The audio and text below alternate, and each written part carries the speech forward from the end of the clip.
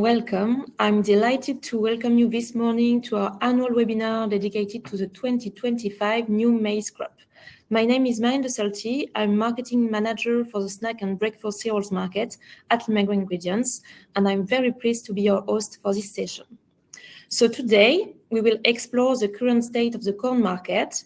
We'll provide a clear understanding of the market fundamentals and how these elements influence this year's crop. Finally, we will discuss quality and supply chain aspects and what to expect for this year's harvest. So before we start, a quick reminder, all attendees are on mute. Feel free to ask your questions in the Q&A tab at the bottom right corner of your screen.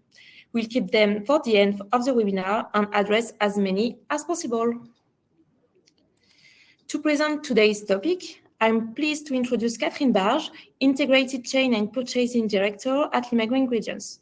She's also a member of the board of Euromaisier, the European Maize Milling Industry Association. Catherine succeeds to Claude Gagnol, who retired this year, and we warmly thank him for his many contributions. Catherine will share insights on the market outlook and key trends for this campaign. So, let's begin with the market essentials and the key factors influencing maize prices. Catherine, the floor is yours. Thank you, Marine. Hello, everyone. We are going to spend some time together today analyzing the maize market this year. First, I will present the factor influencing the market. Then we will analyze the situation globally at the European level and in France. We will conclude with a focus on the quality of corn produced in our integrated chain. But now we will start with the influencing factor for market. So for the key fundamental factors, we can consider the ratio stock consumption. During this presentation, I will share figures that will help you understand the situation for this new harvest. We can consider also the euro-dollar parity, which affects pricing and our ability to export cereal from Europe. And of course, we will spend some time on this, the level of cereal production, especially wheat and corn. We can consider as a key factor the consumption intended for animal feeding, of course, and also industrial uses like ethanol. We have to consider also the growth prospects for this market evolution. I will share some indicators on that as well. So, we have other factors to consider, include the situation of other cereals, especially soybeans. We have also to consider volume retention by farmers, particularly in a low price context. That is the case this year. We have to consider available quality, notably the level of mycotoxins, and of course the weather market, which can push prices up or down. Naturally, there is a link between cereal prices and commodities, as you know. We have some factors to evaluate also, like consumption level in China, but it's really difficult to have information. And I also mentioned the shutdown, as we had, because we had a lack of data for several weeks due to the absence of USDA publication. And as you know, the United States in the world's largest corn producer. So, of course, as you know, geopolitical issues can destabilize the market. The war in Ukraine, although the market has, so to speak, adapted to the situation, disruption in supply chain due to this conflict could still have an impact on markets. Tensions between France and Algeria are limiting our export capacity. Algeria was our top client for a few years ago, and no French wheat will be exported to Algeria this year, so which weighs on the French and the European market this year. Currently, the economic war context is affecting markets. Recently, a soybean trade agreement between the US and China caused price fluctuations over a few days, for example.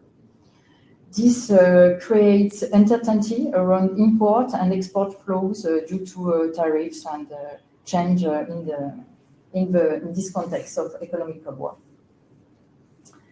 It also contributes to a weaker dollar, and for us, Europeans, the euro-dollar exchange rate is unfavorable for cereal exports. So, at present, geopolitical factors have limited impact on the market, and fundamentals seem to be the main price drivers, in fact. Another event is the shutdown. No USDA data has been published since September, and the next report is expected tomorrow, so a potential drop in corn volumes is anticipated, which could affect prices, so to be monitored. So let's begin with global crop condition for this at this moment. So on this map, you can see growing conditions for major cereals. Red in this map indicates area with unfavorable conditions. Blue and green show favorable to exceptional conditions. And as you can see, green and blue dominate the map. Some red zones appear around the Black Sea and China. If we want to have regional highlights, I have some information to share with you. In China, summer crop harvesting is progressing, but excessive rainfall is causing delays and lower yields in the north, as you can see the red spots in this map. In the US, harvesting continues with above average yields. Delays are expected in the northwest corn belt due to the recent heavy rains, in fact. In the European Union, harvesting continues under generally favorable conditions. In Ukraine, harvesting continues, but yields are reduced in southern and eastern regions due to the. In Russia, harvesting is ongoing. So, in Brazil, spring crop sowing continues under favorable conditions, with a significant increase in total planted area expected compared to last year. So the map is most green and blue. So to summarize, for corn, harvesting continues in the northern hemisphere under mixed conditions, and while sowing expands in the southern hemisphere. On this map, you can see the situation, especially for maize crops, which are shown in the same color as the previous map. In fact, the situation is the same. Another representation of this climate condition conference, the main corn exporter, so USA, Brazil, Argentina, and Ukraine, are experiencing good crop conditions. So it is important to know. Let's now have a look at the fundamental and especially global cereal production levels. Some figures. Global cereal production this year has reached a record with 2.4 billion tons this year. Corn production is also expected to hit a record of nearly 1.3 billion tons. This exceptional volume, of course, is putting pressure on prices. For the stock levels, we can see for 2025 and 2026, stocks level are comfortable with 618 million tons for cereals and 299 million tons for corn. Oh, According to France Agrimer latest data in October, global production is very strong at 1,287 million tons, plus 5% versus previous year. Corn use is up to 2%, both for animal feed and industrial uses, such as ethanol. Stock levels are slightly lower, but remain stable. And the stock to use ratio stands at 22%, down 3%, but still at a reasonable level. Considering these elements, we can better understand why cereals and particularly corn prices have been trending downward in recent weeks, in fact. Another aspect to consider in the outlook for growth and consumption here is some insight into a few indicators concerning global growth and growth by geographical region. In fact, the level of growth declined between 2024 and 2025, and with a forecast of slower growth at 3.1% for 2026. Looking at the OECD confidence index, we see a drop in consumer confidence in China, in the USA, and in the European Union. And the same applies to businesses, which remain cautious, in fact. Overall, the business climate remain cautious, impacting trade and the cereal market. It's important to have a look on this type of figures. We have to have a global picture of the situation. An overview of global stock and production and consumption levels. You can find this type of graph on the IGC website with data for each cereal. You can choose the data, the opening stock, the production level, the availability. And at the end, you can have this view for total grains, but also for wheat, for corn, and for all the cereals. So again, global production and stock levels are high. Look at the European harvest trends. So it's a good level of production. Cereal production in Europe is also very high at 286 million tons, mainly due to strong wheat yields and volumes, of course. If we consider maize production in Europe, the level of corn production in Europe is expected to decline to 56.8 million tons, representing a 4.6% decrease compared to the previous year. The usage levels are projected to remain stable. Imports are expected to decrease, and the final stock levels are also anticipated to be lower than the previous campaign. So now we will focus on France. In France, the acreage dedicated to maize cultivation has increased this year. However, yields have dropped significantly, resulting in a total production of just 12.6 million. We have both imports and exports decrease. Stocks levels are also down, less than 12%.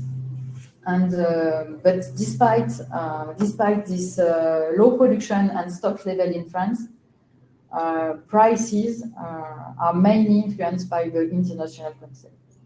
Let's have a look on the prices trends now.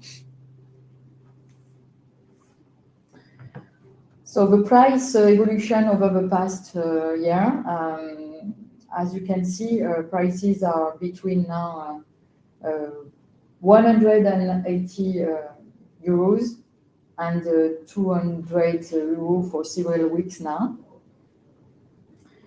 Fundamentals such as production, stock levels seem to be driving prices. And in this global context of high volume and intense competitions, prices have been following for months.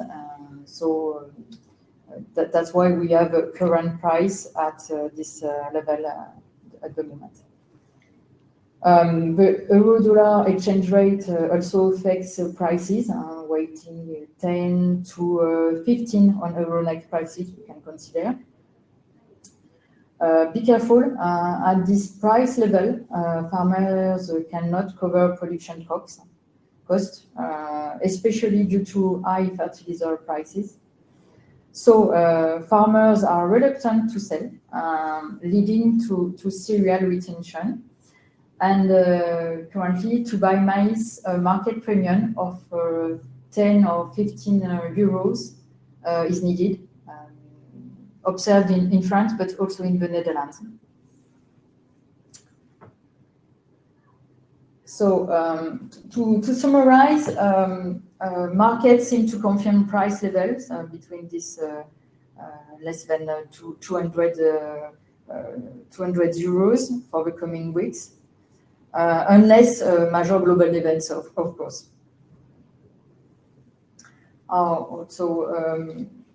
To conclude, for this market trend, there is an exceptional global cereal production level.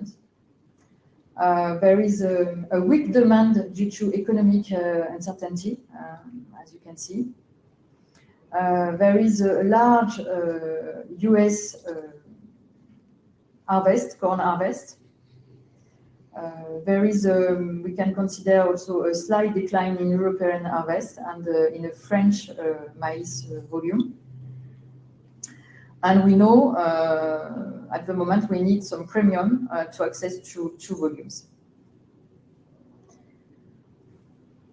For factors to watch, the coming elements to watch, the next USDA report expected soon, probably tomorrow. And this report may revise production estimation downward due to lower than expected yields in corn. And we can also have the impact of China and US trade agreements. At the last summit in late October, China announced plans to buy 12 million tons of US soybean. This agreement is not yet officially signed, and this announcement caused a rise in soybean prices on Chicago market, affecting other cereals that we can see last few days. But despite this commitment, China continues to short soybeans from Brazil. And now I think let's see what happens with this agreement. We can also consider competitive wheat pricing for animal feed in comparison with corn price. And depending on the price gap between wheat and corn, one may become more attractive for feed use. So to take into account. And also in few weeks, we have to have a look to the upcoming safrinha sowing condition in south of price. So conclusion, this year is expected to remain at low price level, not allowing farmers to be properly compensated. It's important to know. Bullish factors are limited, but do exist.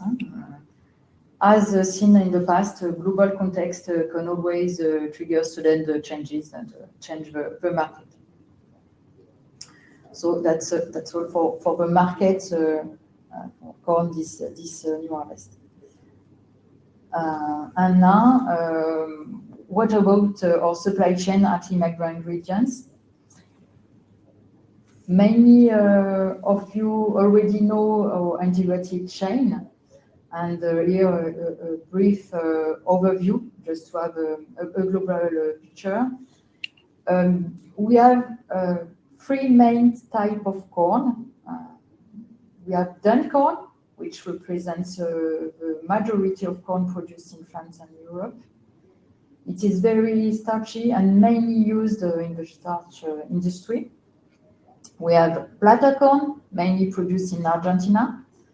And we have flint dun corn, which is much more vitreous and suited to our milling operation. These varieties of flint dun corn developed with immigrant breeders. Dant varieties, it's represent in Europe over 95% of the market, while flint dun varieties account for less than 5%. If we take into account the agronomical part, flint dun varieties have lower yields than dun varieties. And to maintain farmer interest in this type of flint dun varieties, we have to compensate for the yield gap between the different type of maize. And now, some highlights on Limagne. What about the maize harvest in Limagne? The harvest is well underway. We are at least 95% done.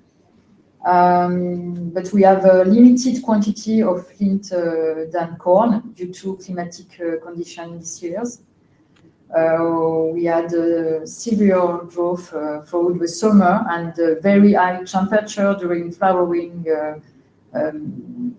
stage. So we have this condition have impacted yields. And even though the maize acreage was good, the lows in yield was really impact the volume of good corn availability. So these growing conditions have produced smaller maize grains, which needs to be processed differently by optimizing cleaning to preserve a maximum of quantity of this type of corn. Fortunately, the level of sanitary quality is reassuring this year, and it's really a good thing because we have to manage some quantity issue, but it's okay with the quality in Limagne, for sure. That's all for me. Great, thank you. Thank you, Catherine, for this insightful analysis. I think we can now move on to the Q&A session. So please remember that you can still submit your question in the Q&A tab. So let's have a look to the question. So maybe a first question. When will the corn harvest be finished in France? And what about the dun level? You already discussed it a little bit. But... Yes, but we can give some details. Thank you. So, according to Arvalis, at the end of October, over 80% of corn had been harvested in France. Eastern France is slightly delayed, if I remember. And but I think now in France, something like 95% of the harvest must be harvested at this moment. But to consider the level of dun, it's still early to know exactly the level. But risk models indicated at the beginning of the harvest that we have low risk this year. And at the moment we have some analysis for Limagne only, but we can confirm that we have low dun level this year. So Great. It's good to know this at the beginning. So it's okay. Perfect. Thank you. Another question. So at the beginning of your presentation, you discussed about geopolitical tension. So do current geopolitical tensions still have significant impact on the market? And if we can compare to what we experienced previously?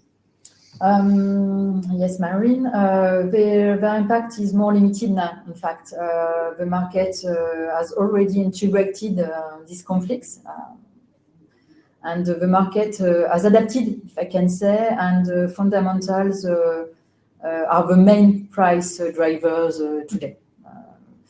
There may always be other events that could disrupt the market, of course, but at the moment, the market has already taken into account this context. Okay, perfect. Maybe a question more about the milling. So, how do sanitary quality and grain size influence the milling yield? For sanitary quality, it doesn't affect yield, but potentially complicates the sourcing, the supply chain, but not directly the yield of the milling. But grain size affects processing efficiency because we have to clean more, to change the cleaning process, and also can influence the milling yield, the hominy quantity, and the size of hominy for our market. Mainly. Okay, thank you very much. Another question. So, what factors should we monitor to anticipate market development in 2026? A lot. Good question. Of course, all the factors we already discussed together, plus climate condition during sowing and production in the southern hemisphere, of course. Another point to consider is the change in acreage for the next season, probably, with a risk of decrease in acreage, particularly in France, because I know the situation in France. Mm-hmm. Today, the cost of producing maize is high compared to other crops, particularly if you compare to sunflowers. Especially true given that sunflower prices remain relatively high this year. So we can consider for next spring decrease in maize acreage is started to be expected in France. Okay, that's our point. Yes. Thank you. It's very clear. So we have time for last question. So can we expect price stabilization in the coming months or continued volatility? It's difficult to know, but yes, well, nothing is certain, but stock and consumption fundamentals suggest prices may remain relatively low, but we will see. We will see. We don't know the future, of course. Yes. Okay, thank you very much, Catherine. So we have reached the end of our webinar. Before we wrap up, just a reminder that we will be at the FIE Europe next month in Paris. So you can come and discover our latest innovation, including our maize solution for the snack and breakfast cereal markets. You can also come and exchange with our expert about clean label and nutritional solutions. We will be happy to see you there. Thank you all for your presence and attention through this session. We hope this discussion has provided a valuable perspective on the key challenges and opportunities for this campaign. If you missed any part, the replay will be available on YouTube. So thank you again, have a great day, and see you soon. Thank you. Goodbye.